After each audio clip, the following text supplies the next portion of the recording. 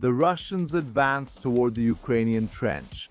It seemed like an easy target, but chaos was the constant part of the war, in which rifle fire and grenade launches destroyed small houses in the villages. Men surrendered after nearly choking on the smoke from the explosions. Drones and rockets cut through the skies of Zaporizhzhia, revealing a new face of the conflict in which Ukraine was finally regaining some initiative after years of attrition.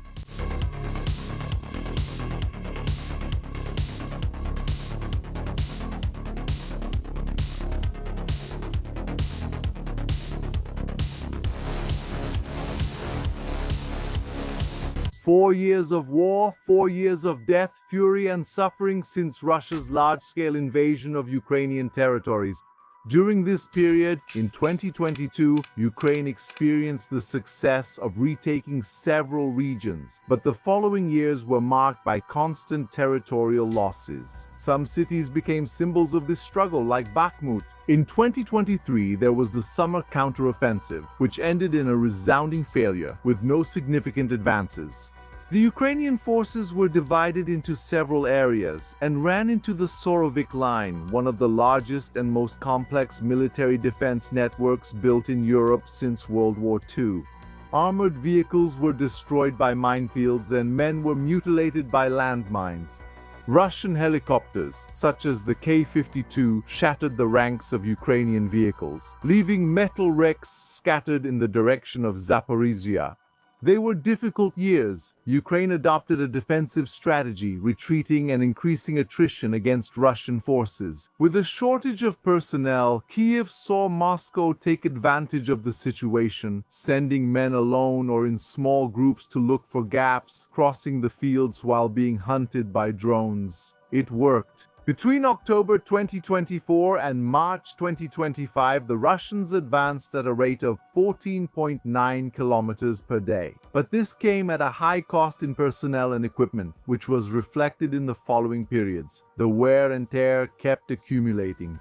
In the same period the following year, between October 2025 and March 2026, the rate dropped to 10.66 kilometers. In the following months, until March 2026, the advance dropped to 0.5 kilometers per day. At that same time, the Russians had the lowest recruitment rate of the war.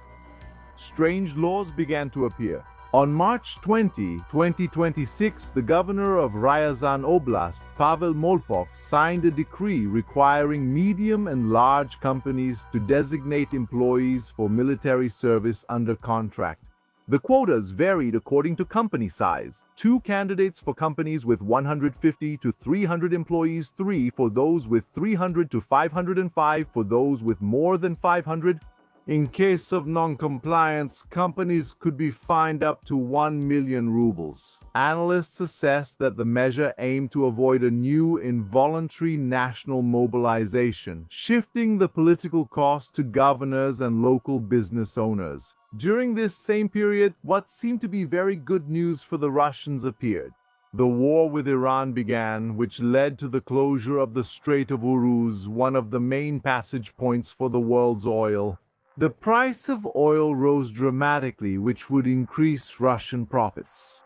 The Ukrainians knew this and intensified their campaign. Drones began taking off in large numbers from Ukrainian territory. Dozens, hundreds, increasing in number every month, they began exploding at key points for Russian exports. The first was Primordio. On March 22 and 23, drone attacks damaged the tank farm, reducing the export flow to 1/3 of the usual levels, e causando prejuízos estimados em by $1 billion in just 1 week. The Ust-Luga terminal also felt the force of Ukrainian weapons.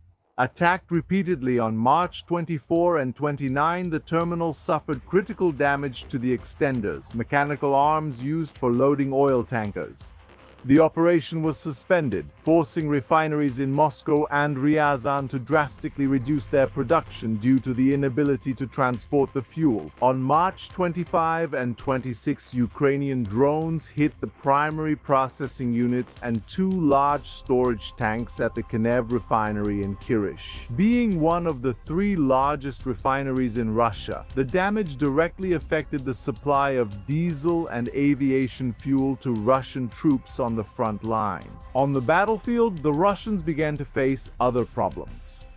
It was clear that something had changed in those months, but there were still many questions to be answered, especially about what set this Ukrainian offensive apart from the failure of 2023.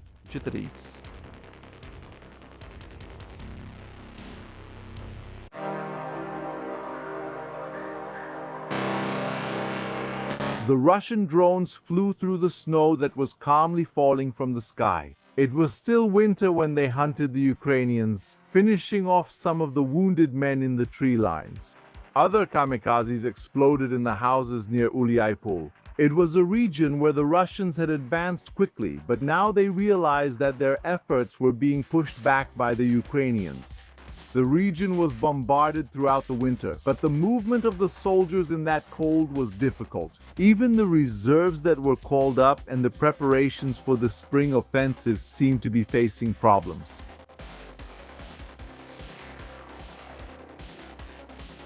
Even so, the Russians insisted on the bombings. They sent the multiple rocket launch system to launch rockets in large salvos against the villages and the tree lines. The drones did the job of detecting the Ukrainians trying to protect themselves from the cold, and the artillery took care of warming them up with death. The attacks continued until the snow finally began to give way in most of these places. Little by little, the battlefield started to change, but it wasn't just the weather that transformed. There was something more. Ukrainian drones were flying farther and farther. The orders from Russian commanders to move their powerful artillery began to involve increasing risk. Distances of 10 to 20 kilometers from the front line became too risky for howitzers and even for multiple rocket launch systems. A 2S Gvozdinka with a 122mm caliber had a range of about 15.3 kilometers with conventional ammunition. The multiple rocket launcher 21 Grad used the original rocket with a range of around 20 kilometers. Superior versions surpassed that mark, reaching about 27.5 kilometers, 30 kilometers or more, depending on the model. All of them became targets for drones that could fly up to 40 kilometers.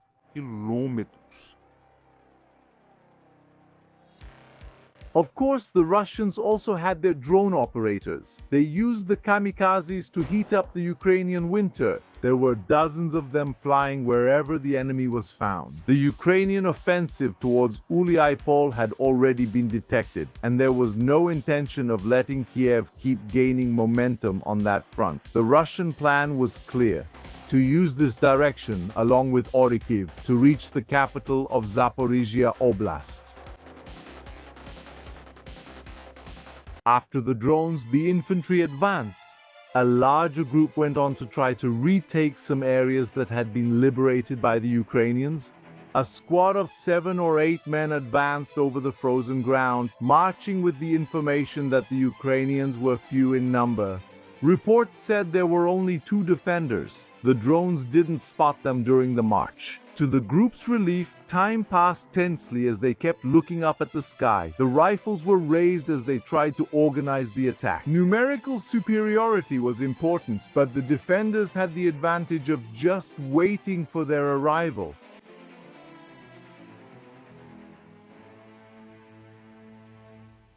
The approach was met with gunfire, causing some of them to fall back.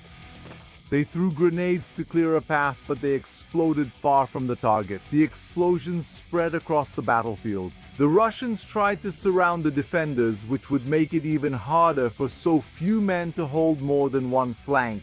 The buzzing of drones appeared at that moment, soon replaced by the detonation and a final death cry.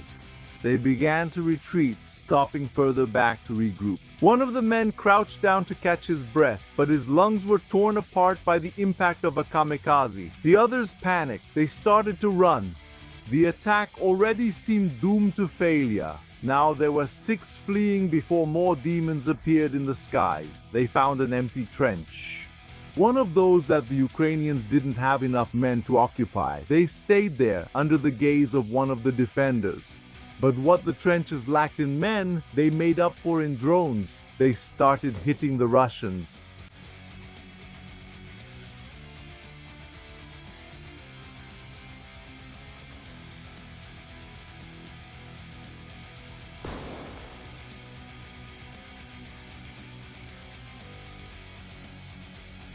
The defenders also started moving closer to take advantage of the chaos that the attack had turned into. The Moscow squad was gradually being broken apart. Those who remained had to stay down in the trenches. This made it easier for the Ukrainians who surrounded them to advance.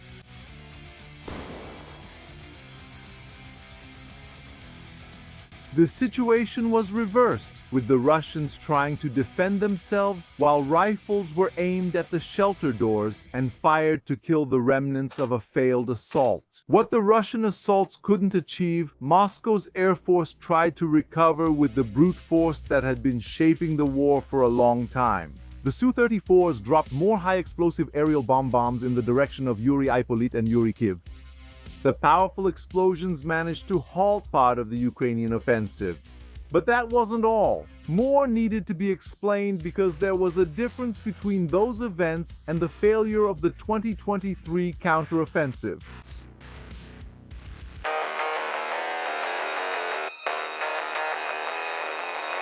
The Russians did not allow the Ukrainians to move freely. The vehicles were hit by drones while trying to transport assault groups or rotate defenders. The soldiers were found distracted outside their hideouts, a carelessness that was punished by the arrival of an assault group. One of the soldiers calmly approached with a rocket-propelled grenade on his shoulder. Protected, he aimed the weapon at the house where the Ukrainians were hiding. The shot exploded on the side of the building, bringing down the walls. Smoke and dust covered the rubble for a moment. Enough time for the Russians to take advantage and get closer. The soldiers searched for survivors, aiming their rifles into rooms with walls still standing. They finished off the remaining Ukrainians who were still alive. A man ran toward the Ukrainian hideouts. He threw an anti-tank mine into the trench and stepped back to watch the explosion inside the shelter from a distance. There was no way the defenders could survive a blast like that in an enclosed space. But whatever one side came up with, the other quickly copied. The Ukrainians sent their drones to pressure the Russians in better dug trenches. Then, an assault group showed up to throw heavy explosives into the network of holes. The detonation violently swept through the tight spaces, sending debris and a pressure wave that started by deafening the men and hitting their bodies to the point of damaging organs and making them spit blood. Not to mention the burns suffered by those who were closest to ground zero of the detonation. The Ukrainians kept saturating the trenches with more explosives. They didn't use simple grenades, but heavy ammunition dispersed much more energy inside the shelters. The sequence of strikes was carried out by just 2 soldiers, hitting Russians who didn't dare leave their defensive positions for fear of drones or being shot as soon as they stuck their heads out. The Ukrainian special forces used explosives inside the houses that the Russians had taken over.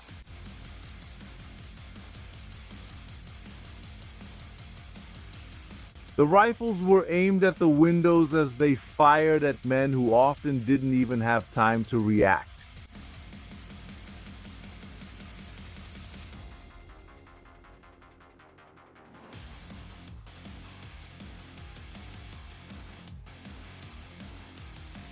The drones used by these teams were efficient. Due to prior intelligence and coordinated assaults, many of the Russian soldiers were caught while still moving or trying to escape the attacks. After all, it was still common for these soldiers to be sent alone by their commanders to try to get through the Ukrainian gaps. They became easy prey for the drones and for the assault groups that surrounded the houses. This fight was very different from the 2023 counteroffensive. The Russians moved too quickly. No one had the time or resources to form a defensive line as powerful as the Surovikin line. Some very fast incursions left Moscow's soldiers almost isolated inside Ukrainian breaches, and then they were overwhelmed by drones or special forces assaults. In this way, the rifles poured ammunition into the houses. The soldiers were greater in number, but any trained man knows the risk he faces against an enemy cornered in a defensive position. The only way was to throw everything they had inside and shout for whoever was in there to surrender. After so many shots, the choice was to die or surrender. Some chose life, lowering themselves at the mercy of the soldiers. Grenades flew into basements, accompanied by rapid gunfire. This kind of siege didn't leave many choices. It was obvious that trying to leave would mean the end. Staying also meant receiving grenades until the resistance was extinguished with a final breath. Many men chose to surrender in this process. These Russians, isolated in groups of up to 3 or 4, didn't have many options. It was very different from having complete defensive lines with drone or artillery support. There, they were alone.